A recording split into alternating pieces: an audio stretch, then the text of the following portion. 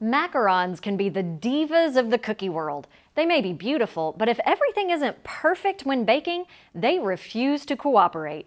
But Sisily O'Rourke isn't afraid to take on the cantankerous confection. She's mastered the art of the macaron and has even learned some life lessons along the way. Melissa Bowman takes us inside the kitchen of the Quirky Mac. It's been said that nothing good comes easily. Sisily O'Rourke agrees. In fact, a good challenge inspires her. I would watch Food Network all the time, really any baking show, and I was like, they keep saying that macarons are some of the hardest things to make, so I'm gonna do the hardest thing to make. She went from baking show fan to bona fide baker. Her journey wasn't without trial and error, but eventually she established her own business, the Quirky Mac. So what exactly are macarons and why are they so hard to make? They are little cookies, but they are meringue based. They're very, very temperamental. They're like little babies. You have to find the perfect temp, the perfect macaronaging process that will work for you to make it rise and have feet at the bottom. And they're supposed to be crunchy on the outside and soft in the middle. Back up a second. Did she say these cookies have feet? That is this little area where it has been rising because you have whipped in your meringue. The cookies are made of egg whites, sugar, and almond flour, with fillings like buttercream or ganache. Bakers have been perfecting the recipe for centuries.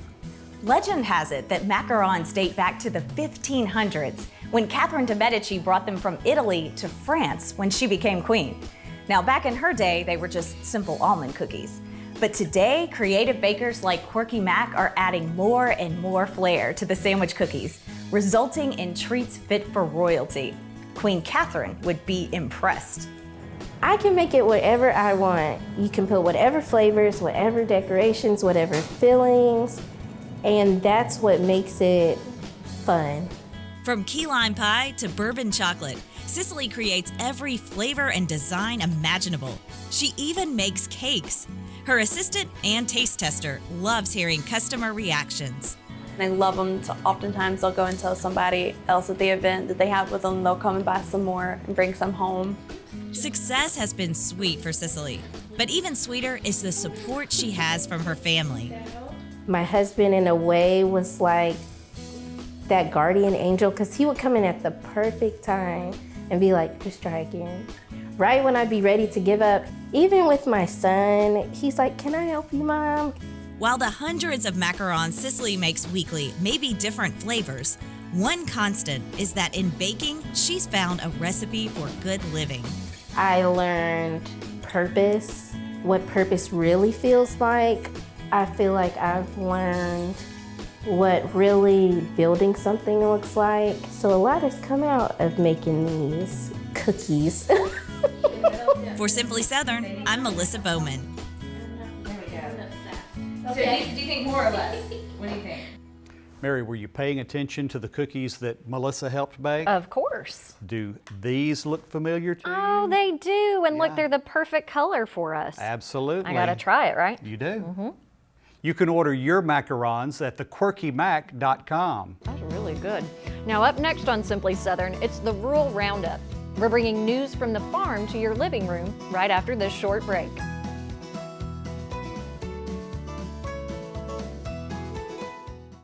Well, it is so nice for us all to be together. Dad, why is our Alpha agent here? Scott, he helped me file a home insurance claim fast. When that basement pipe burst, he kept that flood from turning into a monsoon, didn't you? Scott, would you like to say grace for us? Oh, sure. Thank you very much for this meal, and may we have no more pipes bursting in this home. Amen. Before a little thing becomes a big thing, call your Alpha agent. U.S. farm-raised catfish. It's always delicious, and it's good for the family, too. America's best restaurants proudly serve U.S. farm-raised catfish because it's tasty, sustainable, and a great source of protein. Head on over to uscatfish.com and check out the Catfish Trail. The Catfish Trail is a map of restaurants near you that proudly serve U.S. farm-raised catfish. When you eat at these restaurants, you'll be supporting American farmers, and that's good for us all. I'll see you on the Catfish Trail. Soybeans is a very versatile product. We make crayons out of it. A lot of the combines you see rolling through the fields have a lot of plastic side panels that are made from a soy product. The soybeans that we grow on our farm mostly goes into chicken feed. Soybean production in Alabama employs over 10,000 people. We grow some of the best soybeans in the world. We go the extra mile to make sure when our name is stamped on it, we know it's the best product we can produce. No matter the herd you tend to, or the type of seeds you sow, Farm Bureau Bank understands the lifestyle and financial needs of our neighbors. We're here to help grow traditions, give back to agricultural communities, and offer financial convenience for your unique way of life. Whether it's personal or business, we are committed to serving you and your financial needs. Please give us a call and we'll get started today. Tim, what's it like being a professional fisherman? Oh, it's awesome, man. You get all kind of perks, like that check y'all see, that big check I get every year, Why are you whispering? I ain't gonna tell nobody, I promise, man. Tim, it's between us. I want you to tell everybody you know. You mean like everybody gets a check? Yeah, but I mean, it's based on how much you borrow with us. So it ain't just to me? No, it ain't just you. Come on, man. Everybody that's got a loan with Alabama Farm Credit gets a check. Hey y'all, I'm Kim Earwood with Alabama Ag in the Classroom. Farmers need tractors, but like a Swiss Army knife, a good tractor is all about its tools. A front-end loader is helpful for a variety of farm tasks, including digging and lifting. A plow cuts into soil to prepare it for planting. Older plows turn over a lot of soil, while newer ones create less disturbance to conserve resources. A broadcast spreader or seeder spreads seeds over a defined area and is often used to plant cover crops or forage materials.